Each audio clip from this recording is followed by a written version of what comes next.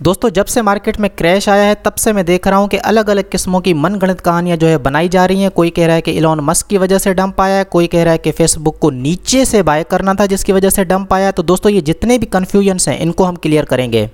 इसके अलावा कुछ ऐसे बेसिक क्वेश्चंस हैं जिनके आंसर देना बहुत ही ज़्यादा ज़रूरी है। अगर आप इस मार्केट में हैं तो आपको ये सारी की सारी चीज़ें जानना बहुत ही ज़्यादा ज़रूरी है। और कुछ फैक्ट्स भी मैं आपके साथ शेयर करूंगा, कुछ चार्ट्स मैं आपके साथ शेयर करूंगा। आपको वीडियो पूरी देखनी है। वीडियो को स्टार्ट करने से पहले मैं आपको चैलेंज देना चाहता हूँ कि इस किस्म की वीडियोज़ आपको यूट्यूब के ऊपर नहीं मिलेंगी। आप सर्च कर लेंगे, आपको इस किस्म की कोई एनालिसिस नहीं मिलेगी, क्योंकि ये मेरी अपनी क्रिएटिव एनालिसिस है। यहाँ पर जो भी बातें मैं करूँगा सारी की सारी फैक्ट के साथ करूँगा, जो भी बातें मैं करूँगा सारी की सारी प्रूफ के साथ करूँगा। तो चलिए दोस्तों स्टार्ट कर लेते हैं। लेकिन सबसे पहले एक स्टेटमेंट है जो कि आपको रीड करना है। आपके स्क्रीन के ऊपर आप देख सकते हैं कि क्या लिखा हुआ है, show me the charts and I will tell you the news. जी हाँ दोस्तों, इस बात को जो है ना आपको अपने दिमाग में बिठा लेनी है कि ये बंदा क्या कह रहा है। ये कह रहा है कि आप मुझे चार्ट्स दिखाओ, मैं आपको बताऊंगा कि न्यूज़ कौन सी है। अगर इसको आसान लफ्ज़ों में समझाया जाए तो इसका कहने का मकसद ये है कि आपको चार्ट के ऊपर फोकस करना है। जो भी डेटा चार्ट के ऊपर है वही जो है ऑथेंटिक है। न्यूज़ जो है इधर उधर की बातें होती हैं, ये सेकेंडरी चीज़ें होती हैं। अब आप यहाँ पर कहेंगे कि ऐसा कैसे हो सकता है कि न्यूज़ का यहाँ पर कोई भी इम्पैक्ट नहीं होता। हमने तो एक्सपीरियंस किया है। एलन मस्क जब छोटी सी कोई ट्वीट कर देता है तो मार्केट ऊपर चली जाती है, कोई नेगेटिव ट्वीट कर देता है तो मार्केट नीचे आ जाती है। अब यहाँ पर दोस्तों मैं आपको एक चीज़ क्लियर कर देना चाहता हूँ कि जो न्यूज़ होती है ना उनका इम्पैक्ट होता है सेकेंडरी। सबसे पहले आपको चार्ट बताता है कि उसको किस तरफ जाना है, उसके बाद ये जो सेकेंडरी चीज़ें होती हैं इनको हम कहते हैं न्यूज़। जी हाँ दोस्तों, इसका मतलब ये हुआ कि अगर किसी न्यूज़ का कोई इम्पैक्ट होना भी है तो वो आपको चार्ट के ऊपर पहले से ही दिख जाएगा। उसके जो प्रूफ्स हैं वो आपको चार्ट के ऊपर पहले से ही मिल जाएंगे। चार्ट पे ये चीज़ें आपको किस तरीके से पता चलेंगी, तो इसका सिंपल सा आंसर ये है कि अगर सपोर्ट ब्रेक होता है तो प्राइस जो है नीचे जाएगी, अगर रेजिस्टेंस ब्रेक होता है तो प्राइस ऊपर जाएगी। अब यहाँ पर मैं आपको एक चीज़ और बता देना चाहता हूँ जिसके ऊपर आपको थोड़ा सा दिमाग लगाना है। वो ये है कि न्यूज़ आपको कभी भी ये नहीं बताएगी कि जिस न्यूज़ की वजह से ये मार्केट ऊपर जा रही है तो कहाँ तक ऊपर जाएगी, अगर वो नीचे आ रही है किसी न्यूज़ की वजह से तो वो कहाँ पे जाके रुकेगी। मार्केट को जो करना होता है वो पहले से ही कर चुकी होती है। उसके बाद आके लोग बातें बनाते हैं कि भाई ये वाली न्यूज़ थी, ये वाली बैड न्यूज़ थी, ये वाली जो गुड न्यूज़ थी जिसकी वजह से ये प्राइस ऊपर गई है या जिसकी वजह से ये प्राइस नीचे आई है। लेकिन मैं आपको यहाँ पर बैठ के क्लियरली बता रहा हूँ कि आपको कभी भी 100% पता नहीं चलेगा कि ये जो मार्केट ऊपर गई है उसके पीछे वजह क्या थी। आपको कभी भी ये पता नहीं चलेगा कि ये जो मार्केट नीचे आई है उसके पीछे वजह क्या थी। आपको सिंपली ये देखना होता है कि अगर सपोर्ट ब्रेक होता है तो प्राइस का नीचे जाने के चांसेस ज़्यादा हो जाते हैं। इसी तरीके से अगर रेजिस्टेंस ब्रेक होता है तो प्राइस के ऊपर जाने के चांसेस ज़्यादा हो जाते हैं।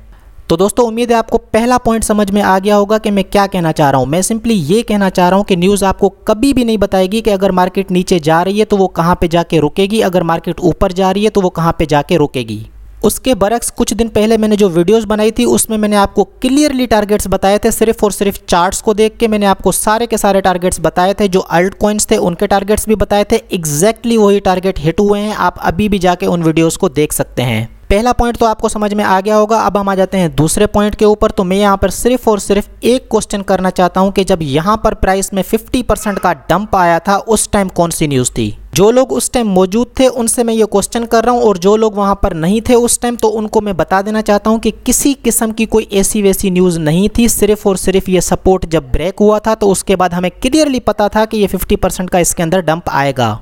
यहाँ पर आप पूछेंगे कि सर आपको किस तरीके से पता था कि इसमें 50% का डंप आएगा, तो उसका आंसर बहुत ही ज़्यादा सिंपल है। आप अपनी स्क्रीन के ऊपर एक ट्रायंगल देख सकते हैं जिसको हम कहते हैं डिसेंडिंग ट्रायंगल।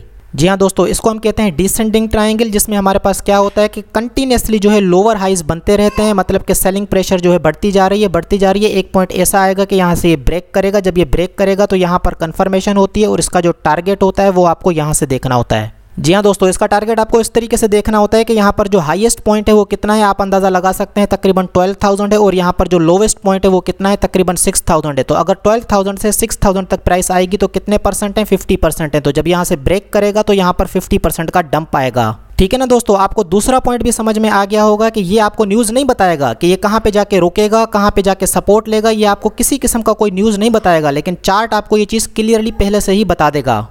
जी हाँ दोस्तों, दूसरा पॉइंट भी आपको समझ में आ गया होगा। दूसरा पॉइंट ये है कि अगर कोई न्यूज़ ना भी हो तो सपोर्ट जब ब्रेक होता है तो प्राइस नीचे जाती है, और आपको कोई भी न्यूज़ ये नहीं बताएगा कि ये जो है कहाँ पे जाके रुकेगी। मतलब कि जब मार्केट नीचे जा रही है तो कहाँ पे जाके रुकेगी, लेकिन जो चार्ट है वो आपको पहले से ही टारगेट बता देगा।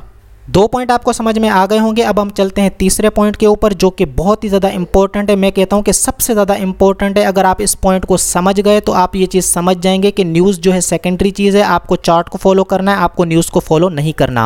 जी हाँ दोस्तों, मार्च 2020 की बात है और यहाँ से आप देख सकते हैं कि प्राइस ने मूव करना स्टार्ट किया और उसके बाद से प्राइस जो है ऊपर की तरफ चलना स्टार्ट हो चुकी है। लेकिन मैं आपसे सिर्फ और सिर्फ एक क्वेश्चन पूछता हूँ कि मार्च 2020 में कैसे हालात थे। अगर किसी को नहीं पता तो सारी की सारी डेटा आपको गूगल के ऊपर मिल जाएगी। आप जाके देखें कि जब ये प्राइस मूवमेंट हो रही थी, जब ये मार्केट ऊपर जा रही थी, उस टाइम हालात कैसे थे, न्यूज़ जो है वो किस तरीके की न्यूज़ थी। आप अपनी एनालिसिस कर लीजिएगा, अपनी रिसर्च कर लीजिएगा। लेकिन मैं आपको बता देना चाहता हूं कि जो प्राइस मूव कर रही थी, जब प्राइस ऊपर की तरफ चलती जा रही थी, इस पूरे पीरियड के दौरान सिर्फ और सिर्फ बैड न्यूज़ आ रही थी। कभी कहते थे कि इतने लोग बेरोजगार हो गए हैं, कभी कहते थे कि इतने लोग मर चुके हैं, कभी कहते थे कि वायरस ने अपनी शक्ल चेंज कर रही है, कभी कहते थे कि भाई बहुत सारे ममालिक जो है उसकी जकड़ में आ चुके हैं। मतलब ये है कि यहाँ पर आपको बैड न्यूज़ के ऊपर बैड न्यूज़, बैड न्यूज़ के ऊपर बैड न्यूज़, बैड न्यूज़ के ऊपर बैड न्यूज़ मिल रही थी, लेकिन प्राइस नीचे क्यों नहीं जा रही थी।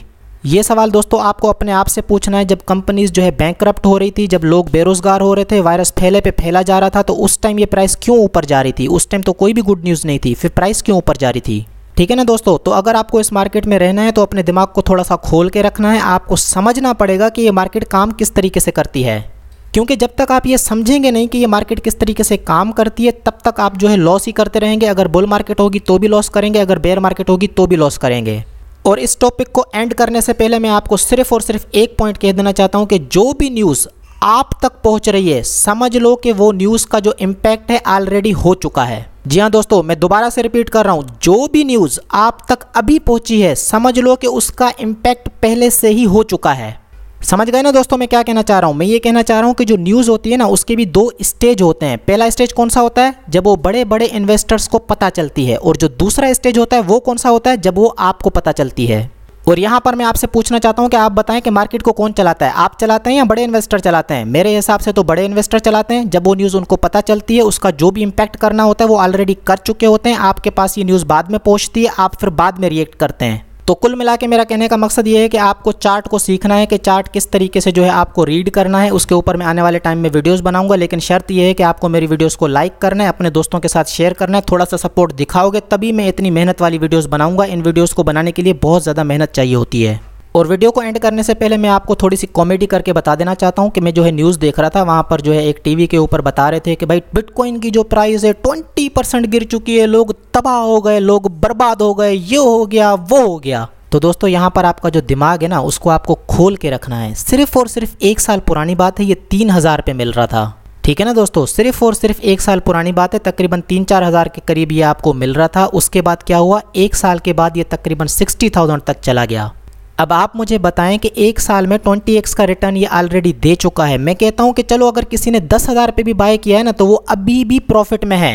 ये चीज़ जो है टीवी वालों को नहीं दिखती। जी हाँ दोस्तों, ये जो है टीवी वालों को नहीं दिखती कि अगर किसी ने 10,000 पे भी बाय किया है, 10,000 पे उसने अक्टूबर 2020 में बाय किया होगा, मतलब 6 महीने पहले भी अगर किसी ने बाय किया है, तो वो अभी भी अपना पैसा 4 गुना बना चुका है। मतलब कि अभी जो मार्केट की प्राइस चल रही है तकरीबन 35-40 हज़ार के करीब चल रही है, तो मतलब कि उसका पैसा अभी भी 4 गुना हो चुका है। ये उनको नहीं दिख रहा, उनको सिर्फ ये दिख रहा है कि 20% का डंप आ गया है, 20% का डंप। मतलब कि रिएक्ट इस तरीके से करते हैं, समझ रहे हैं आप, मतलब कि वो इस तरीके से रिएक्ट करते हैं जैसे कोई पहली बार कोई चीज़ हुई है। समझ रहे हैं मेरे भाई, मतलब कि पहली दफ़ा कुछ ऐसा हो गया जो आज से पहले कभी हुआ ही ना हो, इस तरीके से रिएक्ट करते हैं टीवी के ऊपर। और फिर क्या होता है, आप जैसे जो लोग होते हैं वो डर जाते हैं।